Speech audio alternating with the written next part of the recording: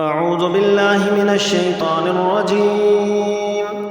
سورة الأنفال مدنية. بسم الله الرحمن الرحيم. يسألونك عن الأنفال قل الأنفال لله والرسول فاتقوا الله وأصلحوا ذات بينكم وأطيعوا الله ورسوله إن كنتم مؤمنين.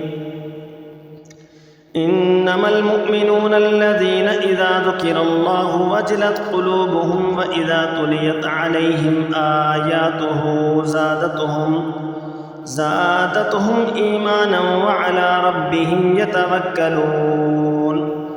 الذين يقيمون الصلاة ومما رزقناهم ينفقون أولئك هم المؤمنون حقا لهم درجات عند ربهم ومغفرة ورزق كريم. كما أخرجك ربك من بيتك بالحق وإن فريقا من المؤمنين لكارهون يجادلونك في الحق بعدما تبين كأنما يساقون إلى الموت وهم ينظرون.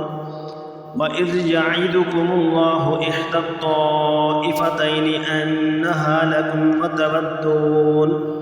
وتودون أن غير ذات الشوكة تكون لكم ويريد الله أن يحق الحق بكلماته ويقطع دابر الكافرين ليحق الحق ويبطل الباطل ولو كره المجرمون. إذ تستغيثون ربكم فاستجاب لكم أني ممدكم ب1000 من الملائكة مردفين. وما جعله الله إلا بشرى ولتطمئن به قلوبكم وما النصر إلا من عند الله إن الله عزيز حكيم. إذ يغشيكم النعاس أمنة منه وينزل عليكم من السماء ماء ليطهركم به ويذهب عنكم رجز الشيطان وليربط على قلوبكم ويثبت به الأقدام. إذ يوحي ربك إلى الملائكة أني معكم فثبتوا الذين آمنوا سألقي في قلوب الذين كفروا الرعب فاضربوا فوق الأعناق واضربوا منهم كل بنان. ذلك بأنهم شاقوا الله ورسوله ومن يشاقق الله ورسوله فإن الله شديد العقاب.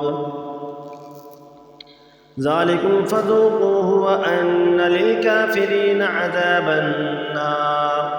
يا أيها الذين آمنوا إذا لقيتم الذين كفروا زحفا فلا تولوهم الأدبار. ومن يولهم يومئذ دبره إلا متحرفا لقتال أو متحيزا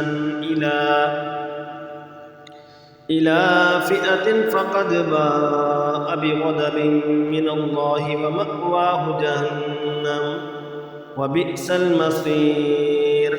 فلم تقتلوهم ولكن الله قتلهم وما رميت إذ رميت ولكن الله رمى وليبلي المؤمنين منه بلاء حسنا إن الله سميع عليم. ذلكم وأن الله موهن كيد الكافرين.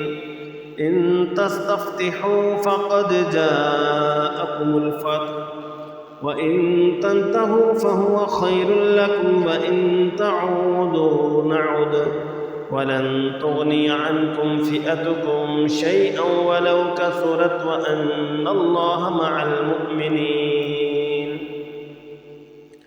يا أيها الذين آمنوا أطيعوا الله ورسوله ولا تولوا عنه وأنتم تسمعون.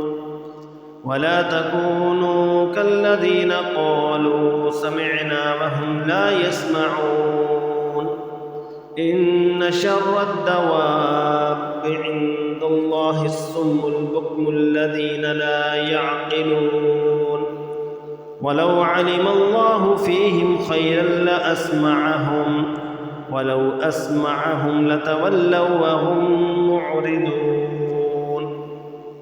يا أيها الذين آمنوا استجيبوا لله وللرسول إذا دعاكم لما يحييكم واعلموا أن الله يحول بين المرء وقلبه وأنه إليه تحشرون واتقوا فتنة لا تصيبن الذين ظلموا منكم خاصة واعلموا أن الله شديد العقاب واذكروا إذ أنتم قليل مستضعفون في الأرض تخافون أن يتخطفكم الناس فآواكم وأيدكم بنصره ورزقكم من الطيبات لعلكم تشكرون يا أيها الذين آمنوا لا تخونوا الله والرسول وتخونوا أماناتكم وأنتم تعلمون واعلموا أنما أموالكم وأولادكم فتنة وأن الله عنده أجر عظيم